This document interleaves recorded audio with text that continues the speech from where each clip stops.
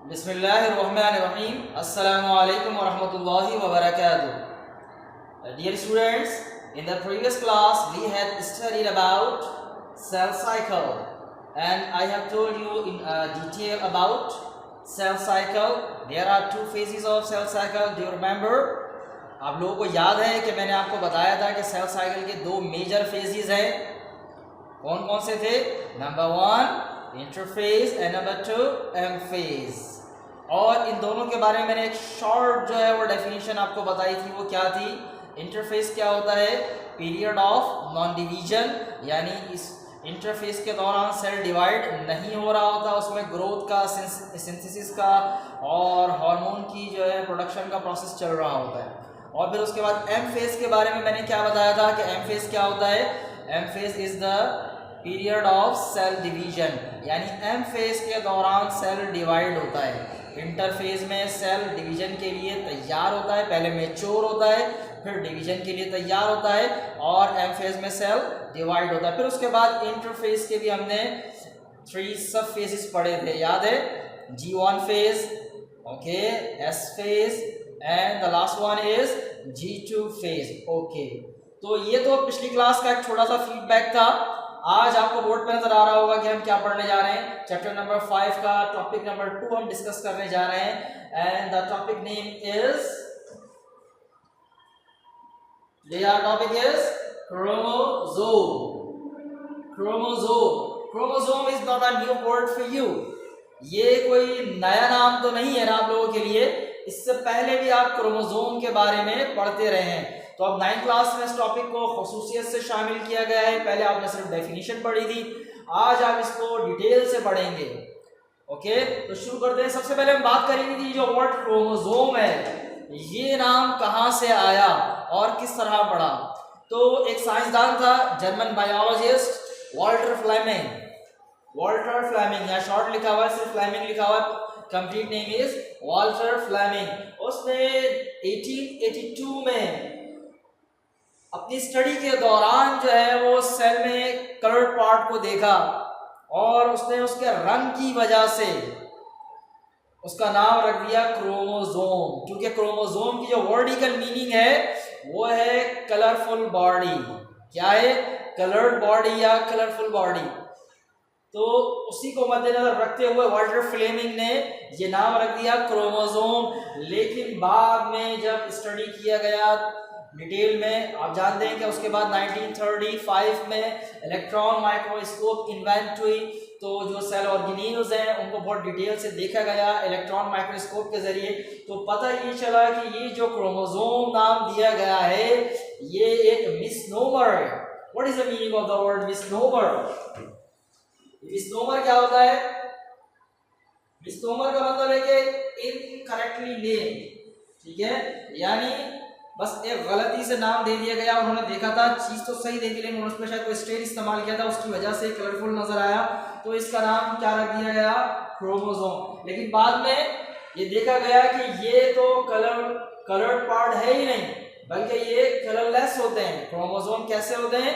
Colourless होते हैं। लेकिन बहरहाल क्योंकि उन्होंने पहली बार इसको नाम दिया था तो वही नाम आज तक चल रहा है। So this is a short history of chromosome। इसमें आपको याद क्या रखना है? याद रखने वाली बात यह है कि ये जो टर्म क्रोमोसोम है ये किसने दी है? वाल्टर फ्लेमिंग ने। कौन से सन में? 1882 में। तो ये आप याद रखेंगे, अपने पास इसको हाईलाइट करें आप, जैसे क्लास में किया करते थे। और मैंने लेक्चर में पहले आपको बताया था कि आप अपने साथ पेंसिल रखेंगे और हाइलाइटर भी आपके पास होना चाहिए। और जो पॉइंट्स मैं बता रहा हूँ इंपॉर्टेंस के लिहाज से तो अपनी किताब में उसे हाईलाइट करते रहें, क्योंकि इस तरह की चीजें ऑब्जेक्टिव में पूछी जाती हैं।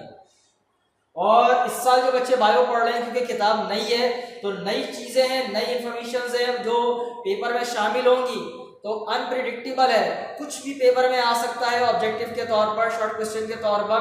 तो जो इंपॉर्टेंट पॉइंट मैं नोट करवाऊंगा वो लाजमी आप लोग हाईलाइट करते रहें। किसके लिए? ऑब्जेक्टिव्स के लिए।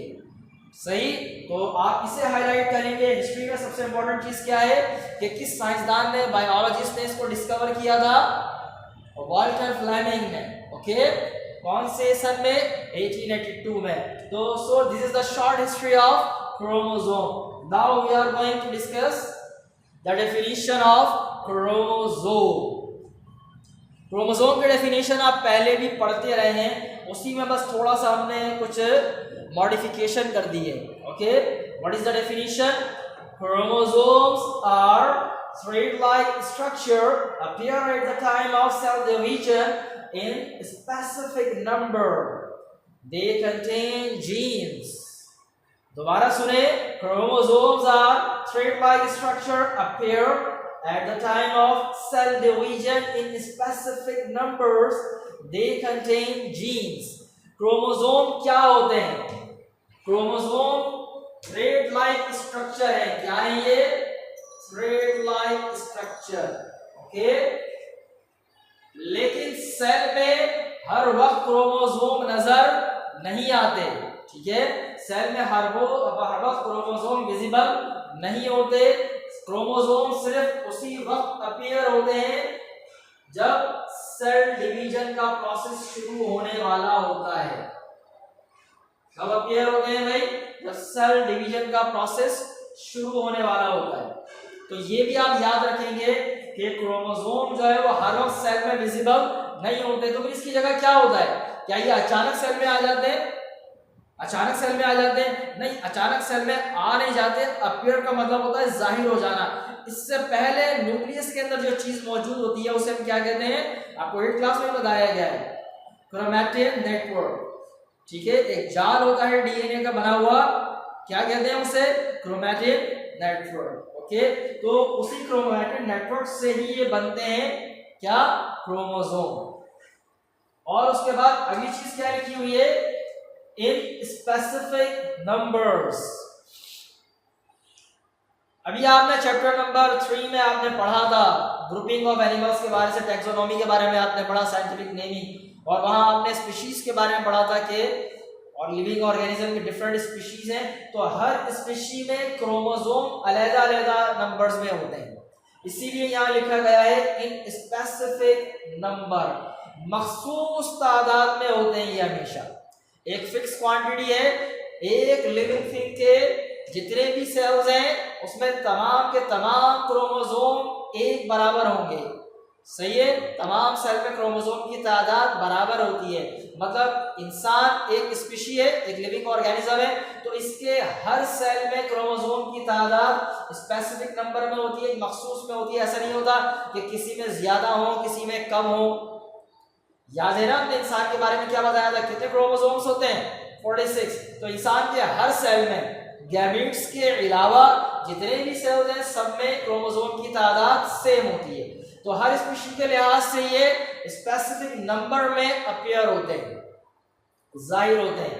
ठीक है, दे कंटेन जीन्स। जीन्स याद आए?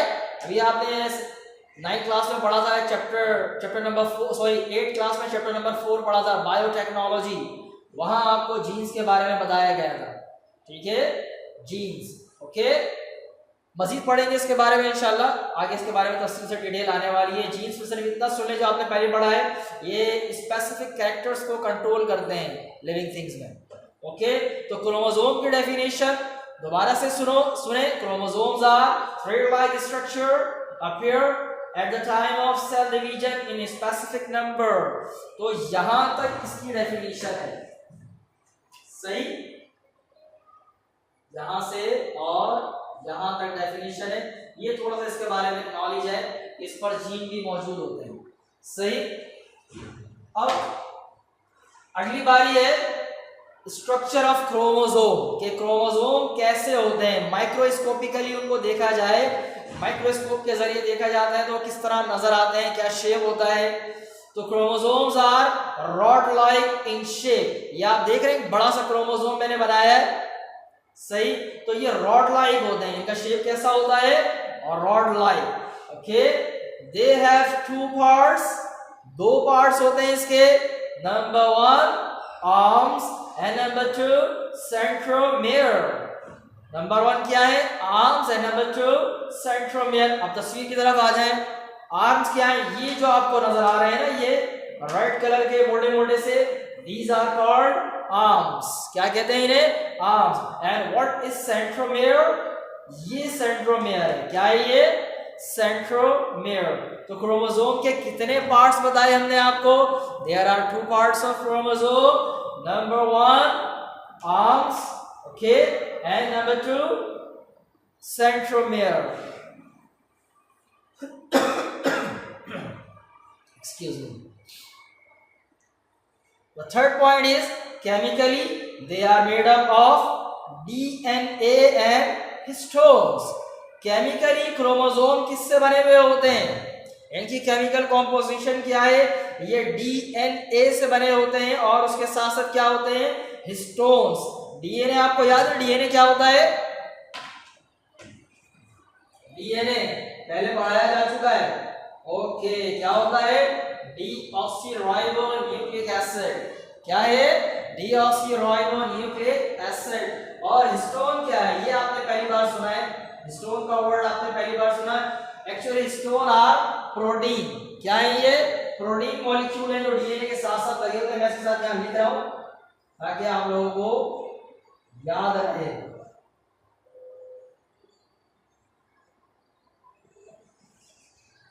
हिस्टोन क्या है? Histone is a kind of protein.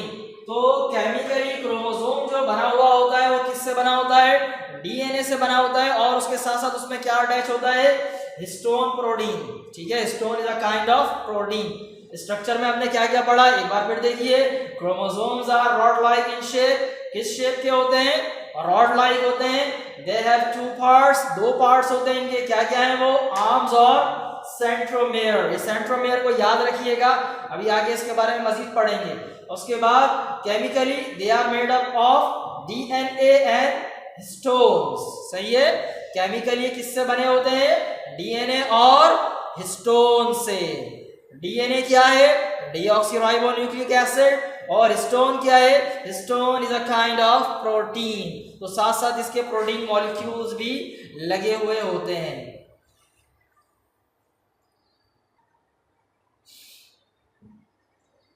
और अब हम बात करते हैं आज के लेसन का फाइनल पार्ट, आखिरी हिस्सा कौन सा है? Types of chromosomes. Types of chromosome. On the basis of position of centromere, chromosomes are divided into 4 types. On the basis of position of centromere, on the basis of position of centromere, chromosomes are divided into 4 types. कितनी types में divide किया गया है? 4 type में divide किया गया है। किसकी पोजीशन के लिहाज से? ये जो सेंट्रोमियर है इसकी पोजीशन के लिहाज से क्रोमोसोम को 4 टाइप्स में डिवाइड किया जाता है। सही। नंबर 1 मेटासेंट्रिक, नंबर 2 सब मेटासेंट्रिक, नंबर 3 एक्रोसेंट्रिक या इसको सब टेरोसेंट्रिक भी कहते हैं। Okay, and the last one is टेरोसेंट्रिक।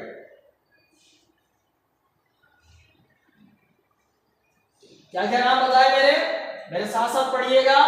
Metacentric, सब मेटासेंट्रिक, एक्रोसेंट्रिक एंड टेरोसेंट्रिक। कितनी टाइप्स बताई? 4 टाइप्स होती है। किसकी बुनियाद पर बनाई जाती है? सेंट्रोमियर की बुनियाद पर, इसकी पोजीशन के लिहाज से। किस तरह? मेटासेंट्रिक। मेटासेंट्रिक ऐसे क्रोमोसोम को कहा जाता है जिनमें ये जो सेंट्रोमियर है ये बिल्कुल सेंटर में हो, बिल्कुल दरमियान में हो, यानी इसके ये जो आर्म्स हैं ये दोनों एक बराबर हो। इनके नाम हमने रखे हुए हैं P arm and Q arm. सही है, P arm and Q arm. तो सो पी आर्म और क्यू आर्म इक्वल साइज के हो, यानी ये सेंट्रोमियर है। सही, ये सेंटर में हो तो क्या कहलाता है क्रोमोसोम? मेटासेंट्रिक। क्या कहलाता है? मेटासेंट्रिक। उसके बाद सब metacentric, unequal P and Q arms. सब मेटासेंट्रिक में क्या होता है कि पी और क्यू आर्म्स जो है ये इक्वल नहीं होते। ये भी छोटा हो सकता है, ये भी छोटा हो सकता है ये छोटा हो, ये बड़ा हो, ये बड़ा हो, ये छोटा हो जाए। ओके, तो दोनों सूरतें हो सकती हैं। एक्चुअल क्या है? एक्चुअल ये है कि ऐसा क्रोमोसोम जिसमें P और Q आर्म्स अनइक्वल हो। सही है, दोनों एक साइज के ना हो। ठीक है, तो ऐसे क्रोमोसोम को क्या कहते हैं? सब metacentric. And the third one is acrocentric. इसका सेकंड नेम मैंने क्या बताया था वो भी यहां लिख देता हूं मैं ताकि आप लोगों को याद रहे। सेकंड नेम मैंने इसका बताया था सब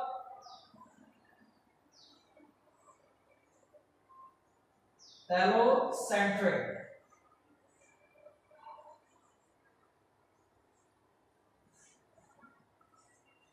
जो थर्ड टाइप है इसका सेकंड नेम मैंने क्या बताया था? फर्स्ट नेम क्या है? एक्रोसेंट्रिक और सेकंड नेम क्या है? सब, सॉरी स्पेलिंग मिस्टेक है थोड़ी सी, इसको सही कर देते हैं। सब टेलोसेंट्रिक। ओके, सब टेलोसेंट्रिक क्रोमोसोम्स कैसे होते हैं? इनमें ये जो एक आर्म है ना ये बहुत छोटा सा होता है। ठीक है, पी आर्म या क्यू आर्म दोनों में से कोई एक बहुत छोटे साइज का होता है, बहुत छोटा होता है। एक आर्म बहुत बड़ा होता है और एक बहुत छोटा होता है। इन दोनों में फर्क ये है कि यहाँ जो दोनों है वो अनइक्वल साइज के हैं, थोड़ा बहुत साइज में फर्क होता है। सब मेटासेंट्रिक में थोड़ा बहुत साइज में फर्क होता है, लेकिन एक्रोसेंट्रिक में जो एक है कोई सा भी हो सकता है, ये पी या क्यू दोनों में से कोई एक बहुत छोटा होता है। तो ऐसा क्रोमोसोम जिनमें से जिनका एक आर्म बिल्कुल छोटा सा हो उसे क्या कहते हैं? Acrocentric chromosome. ओके, फिर उसके बाद लास्ट टाइप टेलोसेंट्रिक। टेलोसेंट्रिक में सिर्फ यहां जो दूसरा आर्म है वो होता ही नहीं है, बिल्कुल सिरे पर सेंट्रोमियर होता है। कहां होता है? बिल्कुल एंड पर, सिरे पर, क्रोमोसोम के एंड पर लगा हुआ होता है। ठीक है, तो हमने कितनी टाइप्स पढ़ी क्रोमोसोम की? There are 4 types of chromosome on the basis of centromere. 4 types होती हैं। अगर बिल्कुल सेंटर में सेंट्रोमियर है तो कौन सा होगा? मेटासेंट्रिक क्रोमोसोम कहलाएगा। अगर थोड़ा सा इधर हो जाए या इधर हो जाए तो कौन सा कहलाएगा? ये सब मेटासेंट्रिक। और एक आर्म बिल्कुल छोटा हो और एक बड़ा हो काफी तो एक्रोसेंट्रिक। और एक आर्म मौजूद ही ना हो, बिल्कुल एंड पर या सिरे पर सेंट्रोमियर लगा हुआ हो तो क्या कहते हैं उसे? टेलोसेंट्रिक। ओके, तो आज की क्लास में हमने क्या क्या पढ़ा? आज की क्लास में हमने बुनियादी तौर पर सबसे पहले क्या पढ़ा? History of chromosome. History of chromosome में हमने आपसे कहा कि आप क्या बात याद रखेंगे, क्या इंपॉर्टेंट पॉइंट है कि ये किसने नाम दिया था? जर्मन बायोलॉजिस्ट वॉल्टर फ्लेमिंग ने। उसके बाद डेफिनेशन शॉर्ट क्वेश्चन के लिहाज से इंपॉर्टेंट है, स्ट्रक्चर भी शॉर्ट क्वेश्चन के लिहाज से इंपॉर्टेंट है। आप इसे याद करेंगे दोनों चीजों को। डायग्राम बनाना आपको आना चाहिए, बहुत ही आसान डायग्राम है। और उसके बाद टाइप्स ऑफ क्रोमोसोम, ये भी शॉर्ट क्वेश्चन के लिहाज से और लॉन्ग के लिहाज से भी इंपॉर्टेंट है। शॉर्ट क्वेश्चन में सिर्फ इनके नाम पूछे जा सकते हैं, जबकि लॉन्ग क्वेश्चन में इसको डिफाइन भी किया जा सकता है। तो इसके बारे में पूरा तैयार क्वेश्चन इंशाल्लाह आपको पीडीएफ की सूरत में चैप्टर के इख्तिताम पर भेज दिया जाएगा। तो अब बारी है कि आज का होमवर्क क्या है। होमवर्क ये है कि आप ये जो इंपॉर्टेंट पॉइंट है याद करेंगे, डेफिनेशन याद करेंगे, स्ट्रक्चर को भी याद करेंगे और टाइप्स ऑफ क्रोमोसोम के कम से कम नाम आपको याद होने चाहिए और उसके बारे में पता हो कि ये किस लिहाज से। आपकी किताब में ये टॉपिक कौन से सफे पर मौजूद है? Page number 93 and 94। सही, तो पेज नंबर 93 और 94 पर ये टॉपिक मौजूद है। वहां से आप इसे पढ़ लेंगे, साथ में किताब लेके बैठेंगे, जब लेक्चर सुनेंगे तो वहां नोट करते जाएंगे, हाईलाइट करते जाएंगे, ताकि जो मैंने उर्दू में उसको एक्सप्लेन किया है वो आपके जहन में रहे और आप भी उसे अपने अल्फाज में एक्सप्लेन कर सकें। तो इंशाल्लाह अगली क्लास में एक नया टॉपिक डिस्कस करेंगे। तब तक के लिए अस्सलाम वालेकुम व रहमतुल्लाहि व बरकातहू। अल्लाह हाफिज।